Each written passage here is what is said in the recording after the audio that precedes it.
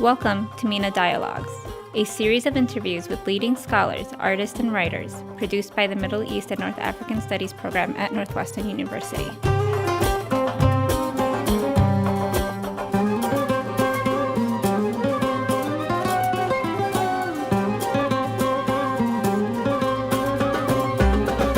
Porochista Khakpour is a writer of fiction with two highly acclaimed novels, essays, the form of the essay, which I said last week she bends and breaks and remakes again, and of a forthcoming memoir, which we're all very excited about. Her first novel was Sons and Other Flammable Objects, which was published by Grove Press in 2007, when it was compared to Zadie Smith's White Teeth and Jessica Hagedorn's Dog Eaters, and she read a section from it a couple weeks ago. If you haven't read that novel, it's set in New York in large part in the aftermath of 9/11, and it's been called a comedy and a tragedy, family history and coming of age story. It won a number of awards and lists on various publications, including the Chicago Tribune and the New York Times. And then she published her second novel called The Last Illusion in 2014 with Bloomsbury. Totally different work. She actually came back then to read from it at a MENA Monday in the old days of MENA Monday when we were across the way, bursting at the seams. That's why they had to build this room for us. That work of fiction, that novel, was inspired by a legend from the Persian medieval epic, the Shahnameh, and it brings together magic, myth, and an explosive modern voice. That book was listed on a number of these best books of the year, NPR, Kirkus, BuzzFeed, everything from the estimable old gray lady, the New York Times, to these new publications in which Porochista has also been publishing in like electric literature and so on. So she's got this new memoir called Sick, which she read from last week. Harper Perennial will publish that in the summer. But really what we wanted to focus on today was her work as an essayist and some of the themes and provocations she's been making in those essays. And in particular, an essay that she published this summer that was called How to Write Iranian-America, or The Last Essay. It's a 4,000-word essay. Some of you have read it. We've posted a link to it. You can read it afterwards, and Porochista will begin by reading a very small section of it. But since we wanted to have a dialogue about the issues that it raises around questions of diaspora, being Iranian-American, the relationship of writing to questions of diaspora and exile, and a number of other questions and themes that she brings up in the essay, we thought we would save the time to have that kind of a dialogue. We'll have a conversation after she reads for a few minutes, and then, of course, like every time, there'll be lots of time for questions from the audience. So please join me in welcoming Porochista Khakpour. I think she'll start by reading. Okay. I'm going to just go ahead and read the first section. This essay, like a lot of my essays, is episodic. So I'll read the first part. And again, thank you so much for having me. I've had such a lovely stay. I'm sort of sad that it's coming towards its last third. It's been really, really lovely. Okay, so this is called How to Write Iranian-America, or The Last Essay. It's the first section. 1. Begin by writing about anything else. Go to the public library in your Los Angeles suburb and ask for all the great books people in New York City read, please. Wonder if the reference librarian knows a living writer and ask her, what would a living writer read? And an American one, please. When she realizes you are still single digits and asks, where are your parents, young lady? Don't answer and demand Shakespeare and take that big book home and cry because you can't understand it. Tomorrow, go back to reading the dictionary a letter at a time and cry because you can't learn the words. Ask your father if you will cry daily for the rest of your life and remember his answer decades later. When you are older, you will care less about things. Pray to a God you still believe in that you will once more avoid ESL with all its teachers who look to you with the shine of love but the stench of pity, refugee, resident alien, political asylum, immigrant, foreigner, the only words you know that you don't want to know. Write because it's something to do, something your parents will let you do because it looks like homework. Write because one place to live is in your head and it's not broken yet. Write because it's something to drown out the sound of their fighting deep into every night. When the second grade teacher, the teacher your father calls an alcoholic, tells you that you will be an author one day and suggests the market guide for young writers, step right up and call yourself a young writer. Decide to really write and write about anything but Iranian-America. Ghosts, Victorian girls, maybe ones with tough names, Easter bunnies that are homicidal, you might have ripped off Bunicula, candy, White girls, more white girls, even then you understood sales. Worry about the fact that your family won't be able to afford a computer, and worry about how your fingers get stuck in between the keys of a yellow typewriter your father brought back from Iran, and learn that the only way for your brain not to spiral and worry is to write. Worry about how you, young writer, will ever get to New York City until you do. Get a scholarship to a fancy college with writers and writing workshops, a thing you've heard of, full of other students told they'd be an author one day. Ignore the dorm room politics and the sweet mates who tell you their dads paid for you to be there, and write about anything else. Los Angeles, the devil, literary theory, art, the East Village, white men and more white men. Become known as a writer there, a writer who doesn't write about that in a time when everyone is talking identity. No identity for you, you tell yourself, you tell them. Wear black and smoke cigarettes and big glasses because you are a New York young writer, and that can be anyone. When your favorite professor, senior year, fails your paper on modernism that you've worked on for weeks, when she tells you that she can tell English is your second language, when she tells you maybe writing is not for you, then maybe you need to get into a field like those new Iranian studies fields. You keep imagining those fields like the villages of your homeland they label third world. And go to your dorm and expect to cry, but don't. Chain smoke a pack of cigarettes and never forget her words, and commit yourself to writing more. Write more about anything else. Years later, attend another prestigious college for grad school and spend long hours with a famous writer as your professor and advisor who tells you to forget that other professor, that you are a writer, that you can do this. Hold on to her words and almost miss it when she says, but why don't you write what you know? Thank her as you always do and hope she doesn't see your tears. Writing what I know is never my thing, you whisper. Keep turning in stories about anything else. Math, chaos theory, rape. That time you were raped, but in a sci-fi premise. That time you were raped, but in a fantasy premise. That time you were raped in something they call metafiction. Write about dogs, suicidal people with dogs. 9/11, which gets a little too close to writing what you know, but keep reminding them it was because you were a New Yorker, not because you were a Middle Easterner, that you felt the trauma. Keep reminding them that the hijackers were not Iranian. When they tell you they don't know what you are anyway, don't say a word, just keep working harder than they ever will, and tell yourself you will beat the ones who hurt you most for that fellowship for another year. Get the fellowship and avoid all their eyes. When your advisor suggests you work on a novel, that you are, after all, a novelist, hear novel like a curse, an arranged marriage, and a death sentence. All that potential for devoting to writing to anything else. Stop there.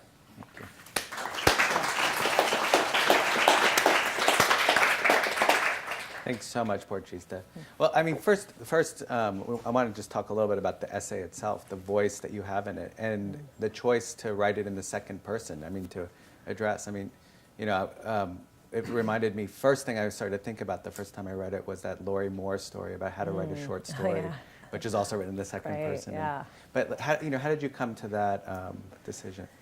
This essay, for me, was something that I'd been working on from the moment that I started writing essays, which was almost exactly a decade ago.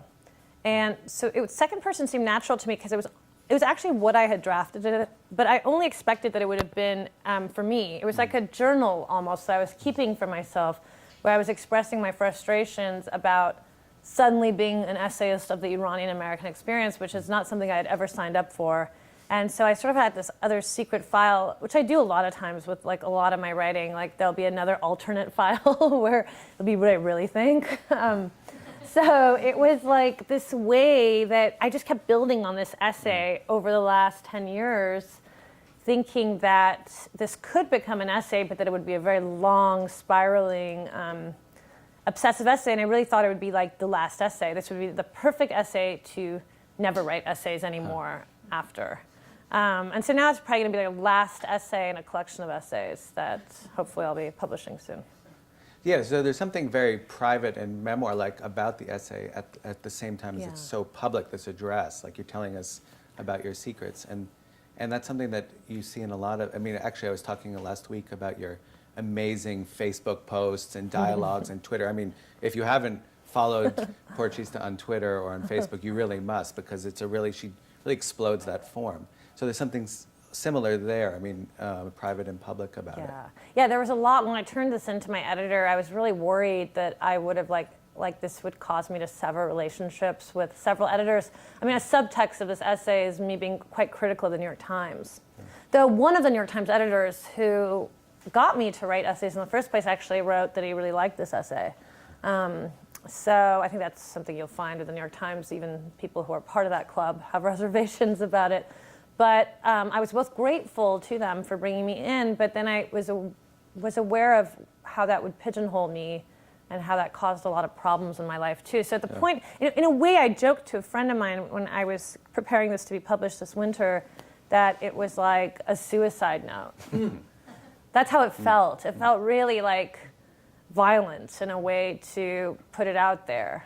But I couldn't handle it anymore. Well, you have actually something amazing happened when I was rereading this. I cut and pasted into a document. I don't know why.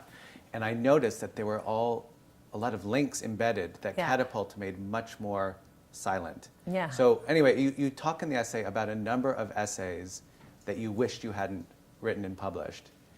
And then I didn't realize till later, there are links to them. Yeah. So then when I reread them, I started reading those essays and then coming back. Yeah. So maybe for the people who haven't read the essay, could you give some examples of pieces you wished you hadn't written that you then linked to? Yeah, I mean, they asked me if I wanted the links in there, and I said sure, because sometimes when I've lectured, I sometimes lecture on bad essays too, including my own. And there's an essay that I remember, it must have been probably my third essay in the New York Times at a time when I was just constantly writing essays for the New York Times, and every few months something would come out. And this was an essay, I pitched it to my editor as an essay on the old show 30-something. And it had just come out on DVD, which, just 10 years ago was a big deal, DVD still. And I really loved that show. And I thought it would be interesting to watch that show as someone who is now 30-something, watching what 30-somethings back in the, I guess, late 80s, early 90s were going through. And that's how I initially pitched it. And then I did a quick follow-up saying, because I knew what they already wanted from me. And I said, well, I can kind of put an Iranian-American. I don't know if I actually immediately offered that or if my editor chimed in with that, being like, well, could you do an Iranian-American twist? Somehow or another, we both came to the conclusion that that would be a good idea. But that's, to me, incoherent. Like, there's no reason why that would be an Iranian-American essay. That would just be an American essay. It's like one time where I was publishing a short story, and it was like 2 Americans. And then it was a girl named Amelia, actually. And at the last minute, I changed her name to Azita. Because I knew they'd like it more. I changed no other detail but her name. There was no physical description or anything, but suddenly you had an ethnic name, right? So to me, it was like, okay, well, so I don't like that essay. Some people like it, actually, but I really don't, because I just think this Iranian-American aspect to it is a false sort of analogy. So it doesn't work. Well, so I mean, throughout this long essay, it's about 4,000 words, there is this tension, just the way you're talking about it now, between, writing what you call Iranian-America, or what is called Iranian-America, and not wanting to write Iranian-America, but doing it so well, and stories like that. I mean, you say in the essay that you've published 70 essays, maybe more since then, since your 2007 novel, and 48 of them, I think, had some Iranian-American theme or kind of slant. Yeah. And so this tension is amazing. I mean, can you talk more about the tension a little bit? Yeah. In a way, I was asked to invent Iranian-America, which is ridiculous. I mean, it just so happens that it coincides with my age. I'm about to turn 40, and Iranian-America is close to coming of that age, too. So, because I came here during the revolution and at the beginning of the Iran-Iraq War, which is when many Iranians came here. So I happened to fit that age. But there weren't many Iranian-American novelists. In other words, people that are writing about Iranian-America. I don't write about Iran, the homeland. I just write about the diaspora. So many critics had written about me as being the first Iranian-American writer. And that was kind of a crazy concept. So I was seeing that what was happening with these essays and people sort of acknowledging me more than acknowledging my fiction, which is really what I was in it for, and seeing my identity as so representative of a particular world. Because there was a generation older than me, but they were writing very much about fleeing Iran and the revolution and the war. And so those people were my parents' age. For years, that stuff was all Americans were interested in, the sort of not without my daughter narratives and tropes, which I don't relate to. I don't even find interesting anymore. I'm sorry, that's many people's narrative. But I think that narrative has held us back. I'm tired of seeing images of women in veils crying. I don't think all women in veils are crying. I also think people choose to wear veils. I don't think all women in Iran are oppressed. In fact, I think Iran can be quite matriarchal in its essence, in the family unit. So I really just couldn't handle that. And I remember when we were shopping around my first novel, a lot of editors wanted me to write a memoir. And they thought my memoir would be like that. But I was, like 3.5, 4 when we came to America. I don't relate to those images. I'm much more American in a sense. And I can write about Iranian within an American context. Well, I mean, say more about the publishing industry, since you've already published your suicide note to it. I mean, what, as you mentioned, Betty Mahmoudi's Not Without My Daughter, huge bestseller. In the early part, the first decade of the 2000s, Azar Nafisi wrote a huge bestseller, Reading Lolita in Tehran, which was not an Iranian-American, maybe it was, since she was an Iranian in America. What are the kinds of pressures that the publishing industry, exerts back on you, and what kind of strategies can you come up with to push back? Well, I always say it's not the reader's fault, it's the publishing industry's. To me, it's very clear. They give you the product and they tell you that this is what you want. But this is why Americans eat up narratives like that like crazy. There's nothing Americans like more, it seems, to read than suffering people from the third world. They don't want to see thriving people from the third world, but they have an unlimited appetite for suffering people from the third world. And I don't have any interest in that. It's not interesting to me. And it's not even true altogether. It's partially true. There's only a few types that will get publishing's attention. Terrorist narratives, oppressed women, I don't know, it's all this exotica that to me is crappy, this sort of Orientalist stuff. And unfortunately, some Iranian writers will auto-exoticize or self-orientalize. We have to fight against that. I mean, that is just, to me, insanely irresponsible. And there's unfortunately, a lot of women writers, not the ones Betty Mahmoud, I don't know, but Azar Nafisi, I don't consider like this, but a lot of them have pushed this narrative in a sort of capitalistic sense. They know that they can get readers and money out of this, and it's despicable. I would go as far as saying this is despicable. It's, to me, almost a form of prostitution. If I could sell you a version of my story that will make you cry and will make you want a part of me, but that's not the whole story. So I was very interested in the truth at a very young age. So my personality in publishing has always been a pretty strong personality. I'm not afraid to say things. And I'm intolerant of those who are afraid to say things. This is how I am to my students. I'm pretty brutal in a football coach sort of way, where I don't have a lot of patience for people being timid and polite. I see those as selfish attitudes sometimes, and they cause a lot of problems in the world we're in. So you have to have courage, and I require that of people who are around me. And so I've become a book critic. I've been a journalist for longer than I've been a novelist. And so for me, I've always really pushed back. And so a lot of publishing houses try to consult with me about authors and trends and things like that. But I really try to shape them, too. I don't feel that I need to bow down to them. I think that I'm the writer. I'm creating content. They would be nothing without us. So this attitude artists sometimes have where they're like, oh, just little old me, I'm crazy, I'm a mess. I think that's so stupid. I don't see why artists would take that stance. In other countries around the world, artists are revered and respected. They don't have to be revered, but some respect is important. And so I think having some level of confidence is not just important for yourself, but for your community and for the communities that come after you. This is why we are so behind in feminist dialogues, because it's been taken a very long time for people to tell women that they can be strong. They can even be adversarial, and that's okay. So it's linked to that to me. No, I think, the scholar, the UCLA professor Ali Behdad, who's Iranian-American now too, have published an essay, came around the time of the revolution, a bit older than you, but had called this neo-Orientalism. They called the native informant, kind of giving back to the publishing industry. And I think what's really remarkable in whether it's on Facebook or Twitter or your public presence or here, how you push back at the writer and her or his responsibility as a kind of ethical choice. Yeah, it's very important. I say if you're going to be a writer, that means you have something to say. You clearly think that what you have to say is worth many, many minutes, if not hours, of people's time. So that's perhaps narcissistic. So what? Take over that and do something with that. You know, I believe that all writing is political and should be. I'm not afraid of that. I'm not afraid of opinions. You know, that's why I'm in America, presumably, right?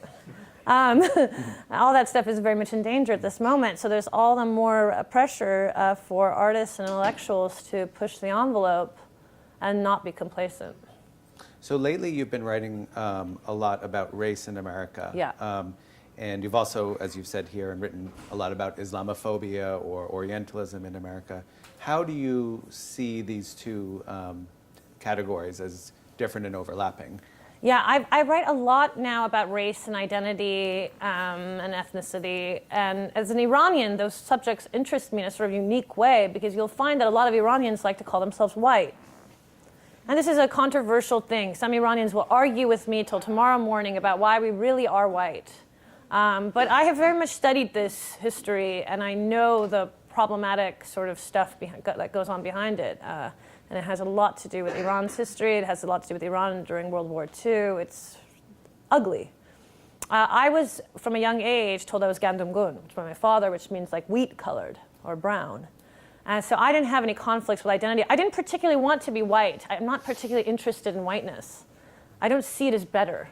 I've never seen it as better. I was lucky to grow up in a neighborhood in a Los Angeles suburb where it was a lower middle class, maybe lower class neighborhood of all apartments, and it was all immigrants.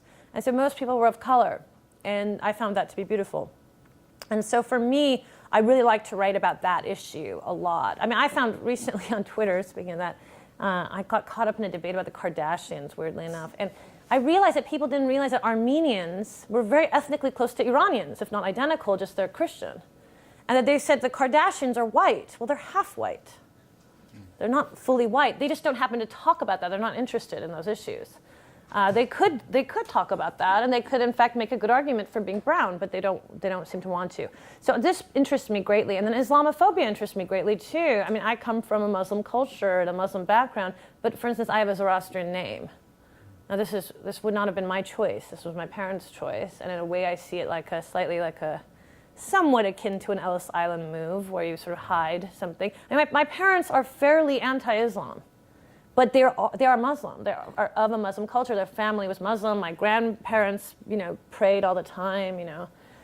They observed all the holidays. And but and then my parents sort of distanced themselves from it, because I think in trying to become American, they were, they fed into that Islamophobia trap. And so my brother and I have less of that sort of thing, and we've seen very beautiful sides of Islam. And I really don't have any qualms about identifying as Muslim. I just don't practice it, but it's the way that many people identify as Christian, but they just don't practice, I think it's ridiculous for any religion to tell you to like if you're drinking will make you sinful, or eating pork, or I don't have time for, it's just my own personality. I don't have time for those types sort of restrictions. They don't make any sense to me. But I very much respect other people's right to observe those and all sorts of other religious customs. I think that's really important, that we allow people all those freedoms. And so I have found that Islamophobia is probably the number one big issue for me in America right now, that it's really costing a lot. It's costing people a lot of moral and ethical stakes, but also a lot of money. I mean, your taxpayer money is going to Islamophobia. This country is so afraid of mainly brown Muslim men that it's willing to go through all sorts of crazy lengths. I mean, none of us go to the airport in the same way, right? That's Islamophobia, in essence, So it's just, and I'm someone who, as I said in the piece, I witnessed 9/11 outside my window. It was extremely traumatic for me as a New Yorker, more than anything. And I was actually very impressed that Islamophobia didn't feel like it was the primary response after that in New York. But I do believe the response that we're now left with, here in the era that we are in immediately now, is related to that. And it's the arc of Islamophobia has now come all the way to the surface. And so now Islamophobia has become completely mainstream. It's very mainstream to hate Muslims. Nobody would blink an eye if you went out and said this in the world. Before we get to talk about disability, which I think might complicate this even further, could you know, in the wake of or in the context of the so-called Muslim ban and the Trump administration's amping up of what seems to be Islamophobic policies, do you feel that that puts a pressure on you to write differently, to speak differently, whether it's about Islam or Iranian-America or Iran? And have you felt some of your choices shifting as a result of the new context? Well, I realized I have a lot more readers now than when I started 10 years ago, and a lot of my readers are Muslim from around the world, and I'm including like lots of Muslims in Indonesia. And I have found myself being less hesitant about saying I'm Muslim.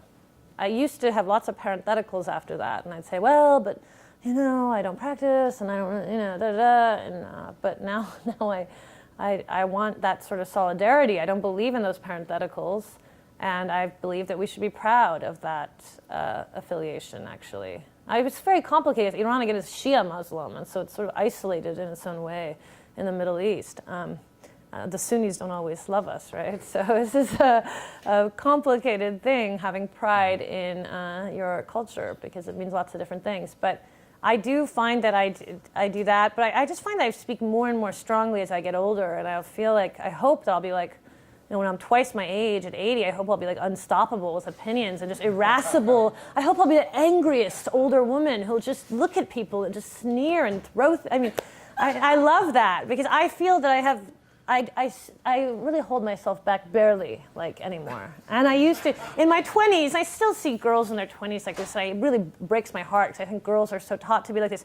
You know, they're like sitting folded arms and like, yes, and da, da, da, and they're just so considerate and so kind, little voices, they all have baby voices, and it's just infuriating to me, because I want to say, just get out of that fucked up, sorry, get out of that thing that you're in. Okay. So, you know, break out of that. Nobody needs you to be polite and well-mannered and, you know, just be yourself. So I hope that it'll just continue.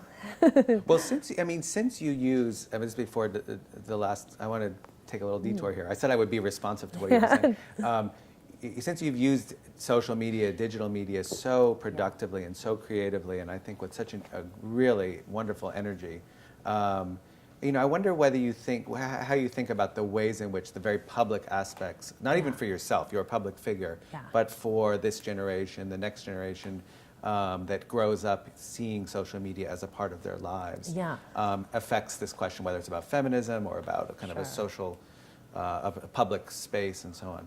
I think social media is wonderful. I mean, at the end of the day, I'm very for it, and I think it's very popular to act like you hate it or whatever, but it's actually been life-saving in many parts of the world, the Arab Spring, for instance. And it's an incredible tool during protests and things like that. But I've been online since the 90s, actually.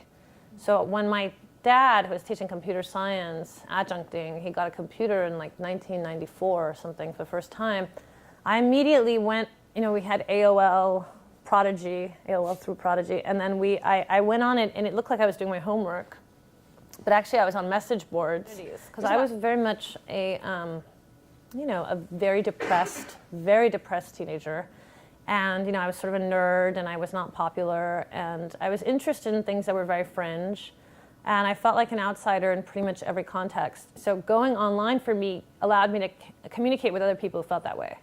And so for outsiders, being online is finally, it's like an equal playing ground, because you're not judged by your appearance. And I've always felt that my physical body is the wrong one for me. I don't feel like I match what I present. I feel that very strongly. And so it's almost like a sort of weird sort of I don't even know what corporeal sort of confusion, but I do feel that I'm in somewhat of the wrong body. So that for me is like, it's heaven to be online when you have that sort of identity conflict, because you're just judged by your words. So I don't see how writers could not like Twitter or Facebook, because it's all words mainly. I mean, the visuals are there, but they're not so important to me. So I love them. I love it as a form of expression, and I think it'll only become more and more important. I mean, of course, it brings up other issues like surveillance and things like that, but I think they're a small cost. I just think social media has made our life so much easier. If we really were to be honest, we'd have to face that it's really done a lot of good. And so, I mean, I would have gone nuts if now, with Trump elected, to me, like going on Twitter now is like therapy. Because everybody I follow on Twitter feels the same way as me. I don't mind that. That's good in this context, because the mainstream right now, our president, is a fascist. So for me, having an audience who's like-minded and we're all just going through this nightmare together, that's really nice. So I feel like it actually keeps me fairly psychologically healthy. And it's part of my day. I make it part of my day. I allot a certain amount of hours for social media, and I would not change that. I don't think it's lowbrow. I think if you think that social media is lowbrow, you need to think about how you're using it, you know? It's actually, there's really great content there, and yeah. No, and it's remarkably true how social media is used in different parts of the world. I mean, you're writing in the United States, so you're using it in this way, but it's used very differently in other parts of the world. There's a lot. Even though cat videos showed up elsewhere, there was a more immediacy. Yeah, so and sometimes you need the cat videos. You know, a little bit of that. Yeah. So, you know, within the last answer, you talked about, you know, feeling, presenting different from how you feel in your body. Your new book, Sick, that's coming out in the spring, we heard a little bit of it here last week. We know from what we've heard and what we've read about it that it will deal a lot with the body and disability. How do you think about disability in relationship to diaspora, or some of the topics we've been talking about today? Well, it's like you think about what identity issues you signed up for as an adult, and then there's ones that will suddenly surprise you. So I never thought that I'd have to write about disability or chronic illness.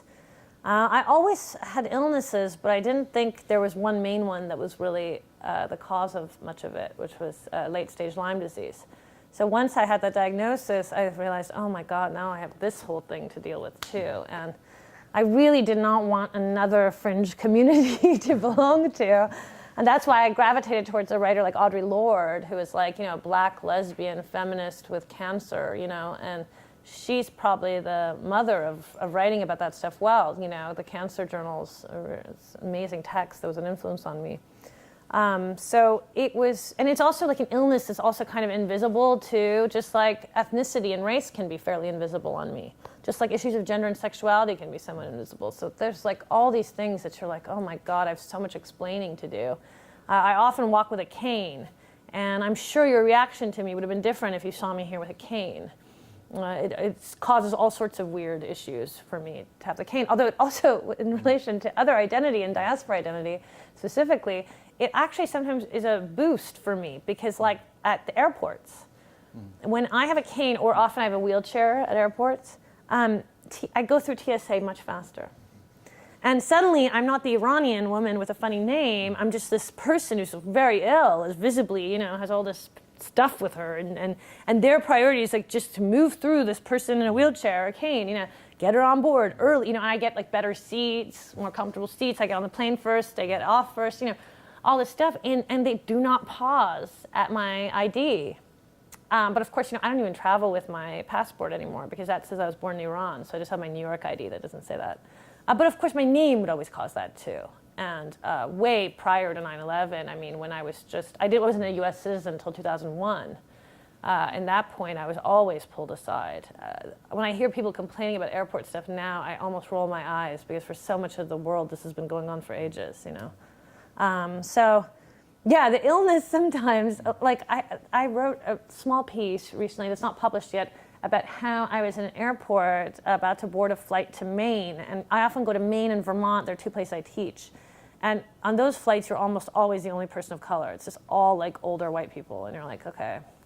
And you know, there's somehow in my brain, there's a bigger chance that older white people will be racist, right? You know, maybe not true, but like that's just, I'm like scared of that a particular generation being racist. And so one time I had my cane, and these older white women were like, oh, what's wrong? You know, they see a younger person, you know, and I'm talking about Lyme, and they all know about Lyme in Maine and Vermont, so it's a way of bonding, and it's like great. And then one of them was like, yeah, you know, I go to Florida sometimes in the summers, and I was at a hospital, and you won't believe it, this damn Muslim guy was my doctor, and this damn guy, I didn't want him to touch me, but then he did, and he was okay, you know. And I was like, oh my God, she doesn't see that I could be Middle Eastern. And I'm like, oh my God. And thank God I haven't said my name. But then I decided I couldn't hide. So I said to her, yes, my people are very good doctors. You know, which is kind of a stupid thing to say. I mean, I'm sort of embarrassed that I said that. But I was like, you know, and then she almost didn't hear it. You know, she kept going on, oh, it's Muslim. And I said again, my people were very good doctors. You know, she's like, okay. You know, and she still didn't, like, you know, really. Because, of course, the imagination is often male Muslims, you know. And, of course, if you're a veiled woman, you have to deal with that, too. So, anyways, it was funny. So there's a way that it has been an advantage with illness. Because illness belongs to white women for some reason in America.